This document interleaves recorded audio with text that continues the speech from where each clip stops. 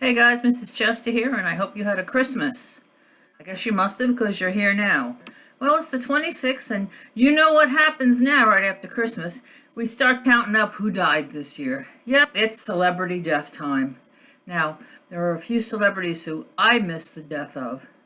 People probably never heard of them, and I go, I'm sad that Rick Mayall is dead, for example. Most Americans don't even know who the hell he is. And he died a few years ago. But this is the time of year when we want to sadden ourselves. Why do we want to sadden ourselves with the deaths of people we don't know? I mean, hasn't there been enough personal tragedy? I mean, aside, this is sounding so callous. As my friend Joan would say, you're being German again. But I lost, and see, there's the thing, I lost. I did not lose these people. These people were not my property. But 3 people I know died, passed away this year. Mostly,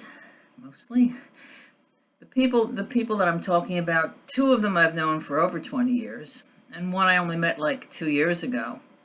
And besides looking at your own mortality, I'm like, what the hell? How could they have died? But nevertheless, they did, and I didn't find out about it in a couple of the cases until the passing had already occurred. So, what is this thing about celebrity deaths? On a positive note, I'm noticing that I think the Elvis trend, 50 years on, is finally dying down. I saw somebody throwing away an Elvis book the other day, and I've seen other Elvis stuff in the thrift store, so thank the gods. We're finished with that white boy. Oh, another black mark on Mrs. Chester. No, I never cared for Elvis. But that's neither here nor there. What I'm here to talk about is why we wallow in deaths of celebrities.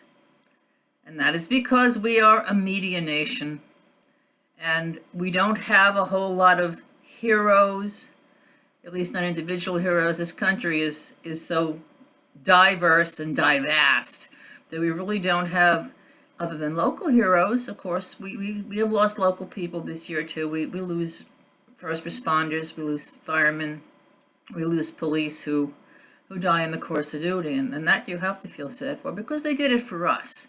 But when you look at somebody who has made their life in Hollywood or wherever and has gone through their lives, their entire lives, 70, 80, 90, 100 plus years, and then we get like, oh, that person was over 100 years old. Well, good for them. Do you think that's going to happen to you? Probably not. So you should be happy that that's when they passed away.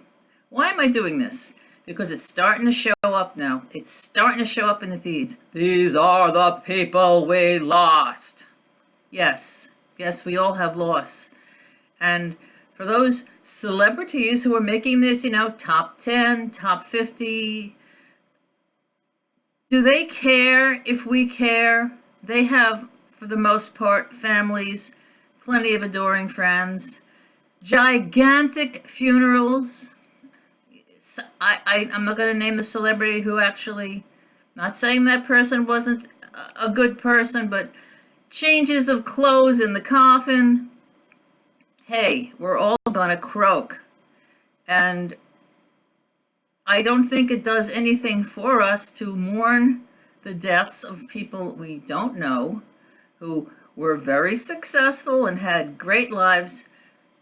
What's more important is for us to concentrate on the people who go unmourned. You remember when Scrooge, back to my Scrooge thing, when Scrooge was like in this new version, well, it doesn't matter if people remember me or not, this is all I deserve. Now, many entertainers are total bastards, and people die every day, so I'd like us to get off the death bandwagon here and just keep throwing those Elvis albums and those books in the trash because they don't mean a goddamn thing anymore.